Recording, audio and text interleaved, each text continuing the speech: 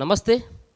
ఉదయం నుంచి ఉత్కంఠభరితమైనటువంటి పరిస్థితి. ముఖ్యంగా ఎమ్మెల్సీ ఎన్నికల్లో ఎవరు గెలుస్తారన్నటువంటి దానిపైన ఒక పక్కన ప్రధాన పార్టీ సంబంధించినటువంటి నేతలు, మరో పక్కన ఇండిపెండెంట్గా గెలిచినటువంటి వ్యక్తులు.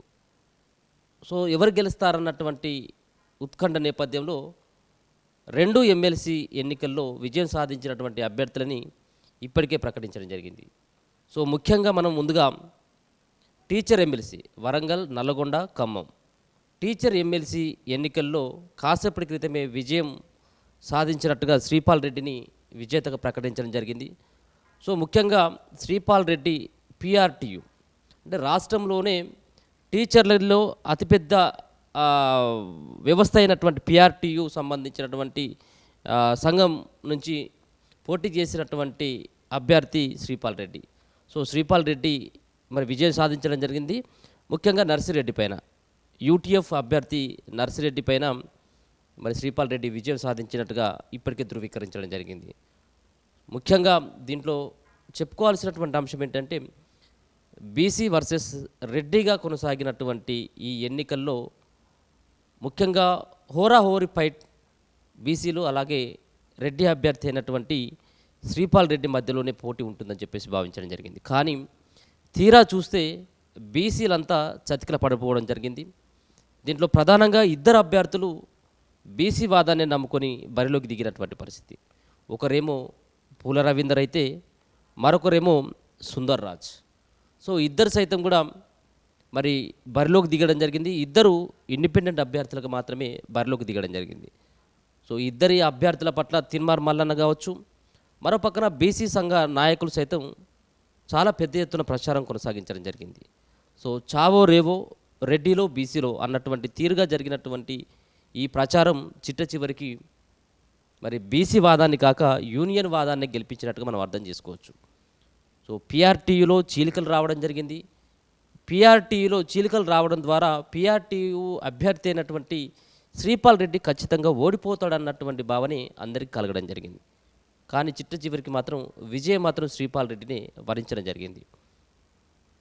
కనీసం థర్డ్ ప్లేస్లో సైతం కూడా బీసీ అభ్యర్థులు మల్లన్న ఏదైతే బీసీల కోసం ప్రచారం చేసిండో, బీసీ అభ్యర్థులే గెలుస్తారని చెప్పేసి పదే పదే చెప్పిండో, ఆ బీసీలు 4-5 స్థానాలకు మాత్రమే పరిమితం కావడం జరిగింది. ఇదంతా కూడా ఖమ్మం, నల్గొండ, వరంగల్ పట్టభద్రులకు సంబంధించినటువంటి ఎన్నికలు. సో కాసేపటి క్రితమే కలెక్టర్ సైతం కూడా ధృవీకరించడం జరిగింది ఆ ఎన్నికల్లో శ్రీపాల్ రెడ్డి గెలిచినట్టుగా. సో ఎందుకు ఒకవేళ కనుక బీసీల్లో ఇద్దరు అభ్యర్థులు ఎందుకు నిలబడాల్సినటువంటి అవసరం వచ్చింది? సో ఒక పక్కన బీసీ వాదం బలంగా వినపడుతున్నటువంటి సందర్భంలోనే బీసీలు ఓడిపోవడం ఇది రాష్ట్రంలో ఒక చర్చనీయాంశంగా మారిపోయింది. సో బీసీల యొక్క కులగణన కావచ్చు, మరో పక్కన బీసీలకి ప్రాధాన్యత తగ్గుతుంది, బీసీలకు రావాల్సినటువంటి వాటాని రెడ్డిలు ఎత్తుకపోతూ ఉన్నారన్నటువంటి వాదం ఇంత బలంగా వినపడుతున్నటువంటి సందర్భంలో మరి బీసీలని మరి బీసీ టీచర్లే అంటే గ్రాడ్యుయేట్సే తిరస్కరించినప్పుడు రానున్నటువంటి రోజులలో సామాన్యులు అదే బీసీ వర్గాల్లో ఉన్నటువంటి వ్యక్తులు ఆ బీసీలను ఆదరించేటువంటి పరిస్థితి ఉంటుందా అనేది ఇప్పుడు $1 మిలియన్ ప్రశ్న. సో ఈ అంతటికీ ముఖ్యంగా బీసీలు ఇద్దరు నిలబడమే ఈ యొక్క ఓటమికి ప్రధానమైనటువంటి కారణంగా చెప్పుకోవచ్చు. పూల రవీందర్ టాప్ 4లో ఉండడం జరిగింది, మరో పక్కన సుందర్ రాజ్ టాప్ 5లో ఉండడం జరిగింది.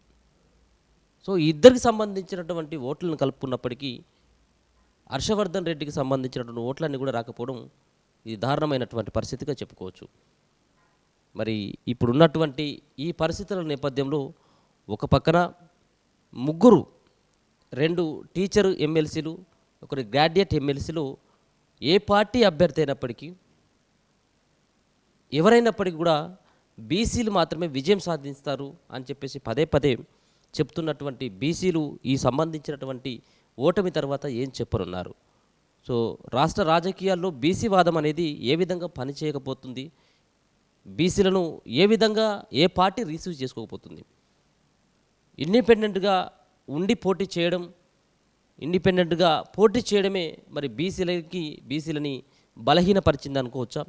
రానున్నటువంటి రోజులలో బీసీలుగా ఒక పార్టీ పెట్టి పార్టీ తరపున ఒకవేళ గనుక అభ్యర్థిని ప్రకటించినట్టయితుంటే ఫలితాలు ఏమైనా తారుమారు అయ్యేటువంటి అవకాశం ఉంటుందా?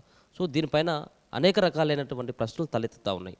ఇది నిజంగా ముమ్మాటికి ఇది బీసీ వాదం పైనే పెద్ద ఎత్తున ఒక పెద్ద దెబ్బగా చెప్పుకోవచ్చు. రెడ్డిలు ముఖ్యంగా మనం చూసుకున్నట్టయితుంటే దీంట్లో శ్రీపాల్ రెడ్డి పిఆర్టీయూ అభ్యర్థి మొదటి స్థానంలో విజయం సాధించడం జరిగింది. రెండవ ప్లేస్లో నర్సిరెడ్డి ఉండడం జరిగింది. మూడో ప్లేస్లో హర్షవర్ధన్ రెడ్డి ఉండడం. అంటే టాప్ 3లో ముఖ్యంగా ముగ్గురు రెడ్డిలే ఉండడం బీసీలు జీర్ణించుకోలేనటువంటి పరిస్థితులకు వెళ్ళిపోవడం జరిగింది. మరి ఎందుకు ఈ యొక్క టీచర్లు వీళ్ళను ఎందుకు ఆశీర్వదించలేకపోయిండ్రు? సో ఉన్నటువంటి టీచర్లు అందరూ కూడా అందరూ రెడ్డిలు కాదు, దాంట్లో బీసీలు ఎక్కువ శాతం ఉంటారు. మరి ఆ బీసీలు మరో రెడ్డికి మాత్రమే గెలిపించుకోవడం జరిగింది. కానీ మరి తన సామాజిక వర్గం కావచ్చు సంబంధించినటువంటి ఒక బీసీ వాదం బలంగా ఉన్నటువంటి సందర్భంలో ఎందుకు బీసీలని ఓడించేటువంటి ప్రయత్నం చేసిండు? ఇక్కడ ఏదో అధికారంలో ఉన్నటువంటి కాంగ్రెస్ పార్టీ కాదు, లేకపోతే కేంద్రంలో ఉన్నటువంటి బీజేపీ పార్టీ అభ్యర్థి విజయం సాధించేది కాదు, ఒక యూనియన్కి సంబంధించినటువంటి అభ్యర్థి మరి అక్కడ విజయం సాధించడం జరిగింది. సో పిఆర్టీయూ అభ్యర్థిని ఖచ్చితంగా ఓడిస్తామని చెప్పేసి ఛాలెంజ్ చేసినటువంటి బీసీ నేతలు దీనికి ఏ రకమైనటువంటి సమాధానం చెప్తారో మనం చూడాల్సినటువంటి పరిస్థితి. మొత్తానికి బీసీ వాదం కాదు, యూనియన్ వాదం అనేది కూడా ఇక్కడ పక్కాగా పనిచేయడం జరిగింది. ఏదైనప్పటికీ కూడా ఆ యూనియన్కి సంబంధించినటువంటి అభ్యర్థిని మాత్రమే గెలిపించుకుంటామని చెప్పేసి టీచర్లు అటువైపు వెళ్ళినటువంటి పరిస్థితి మనకైతే స్పష్టంగా కనపడతా ఉంది. సో మొత్తానికైతే మాత్రం వరంగల్, నల్లగొండ, ఖమ్మం టీచర్ ఎమ్మెల్సీ గెలిచినటువంటి ఘన విజయం సాధించినటువంటి అభ్యర్థిగా శ్రీపాల్ రెడ్డి విజయం సాధించడం జరిగింది. ఈ అంతా కూడా పరంపర కొనసాగుతూనే ఉంది. ఒక పక్కన ఎమ్మెల్సీగా ఒకసారి గెలిచినటువంటి టీచర్ ఎమ్మెల్సీగా ఒకసారి గెలిచినటువంటి అభ్యర్థి రెండోసారి గెలవడు అన్నటువంటి వాదన ఏదైతే ఉందో సేమ్ ఈరోజు కూడా రిపీట్ కావడం జరిగింది. సో ఇప్పుడున్నటువంటి ప్రజెంట్ ఉన్నటువంటి ఎమ్మెల్సీ అభ్యర్థి ఎమ్మెల్సీ నర్సిరెడ్డికి ఇప్పటి వరకు కూడా ఆయన ఉండడం జరిగింది. ఆ నర్సిరెడ్డి ఇప్పుడు ఓటమిని మూటగట్టుకొని మరో కొత్త వ్యక్తి శ్రీపాల్ రెడ్డికి మరి పట్టాభిషేకం టీచర్లు చేసినటువంటి పరిస్థితి కనబడతా ఉంది. సో మరి ఇప్పటికైనా బీసీలు ఏ విధమైనటువంటి రాజకీయం చేస్తారు, ఏ విధమైనటువంటి రాజకీయ ఓనమాలు దిద్దుకుంటారో, లేకపోతే రాజకీయ పరమైనటువంటి చదరంగంలో ఏ విధమైనటువంటి వ్యూహాలను అమలు చేస్తూ ఉంటారు ఈ ఎన్నికల తర్వాత అనేది కూడా చూడాలి. సో దీని తర్వాత సో ముగ్గురిట్లలో అంటే మూడు బీసీల విజయం సాధిస్తారని చెప్పేసి చెప్పడం జరిగింది. కానీ ఇప్పటి వరకు వెలువడినటువంటి 2 ఫలితాలలో ఒకరు మల్కా కొమరయ్య బీజేపీ పార్టీ అభ్యర్థి బీసీ క్యాండిడేట్ అయినటువంటి మల్కా కొమరయ్య విజయం సాధిస్తే, రెండో పక్కన టీచర్ ఎమ్మెల్సీలో ఖమ్మం, నల్గొండ, వరంగల్లో మరి శ్రీపాల్ రెడ్డి విజయం సాధించడం జరిగింది. నెక్స్ట్ మరి బీసీ అభ్యర్థి గెలుస్తాడా, లేకపోతే మరో రెడ్డి ఏమైనా గెలుస్తాడా? వరంగల్ ఉన్నటువంటి కరీంనగర్, ఆదిలాబాద్, మెదక్, నిజామాబాద్ సంబంధించినటువంటి పట్టభద్రుల స్థానంలో ప్రసన్న హరికృష్ణ మాత్రమే బీసీ వాదంతో ముందుకు వెళ్ళడం జరిగింది. ఇద్దరు అంజిరెడ్డి కావచ్చు, నరేందర్ రెడ్డి కావచ్చు. సో ఈ ముఖ్యంగా ఆ రెడ్డి సామాజిక వర్గం అలాగే బీసీ వర్గం నుంచి మరి ఎవరు విజయం సాధిస్తారనేది కూడా చూడాలి. ఒకవేళ కనుక ప్రసన్న హరికృష్ణ మాత్రమే గెలుస్తాడని చెప్పేసి రకరకాలైనటువంటి వార్తలు వస్తున్నటువంటి సందర్భంలో ఒకవేళ మళ్ళీ రెడ్డి గెలిచినట్టయితే ఇంకా బీసీ వాదం ఏ విధమైనటువంటి స్టేజ్కి వెళ్తుందో కూడా మనం చూడాల్సినటువంటి పరిస్థితి. సో ఏదైనప్పటికీ కూడా శ్రీపాల్ రెడ్డి ఇప్పటికే ఆ సంబంధించినటువంటి కలెక్టర్ చేతుల మీదకి సైతం కూడా ఆయన విజయం సాధించినటువంటి పత్రాన్ని సైతం కూడా అందుకున్నటువంటి పరిస్థితి. చూస్తూనే ఉండండి మన తొలి వెలుగు.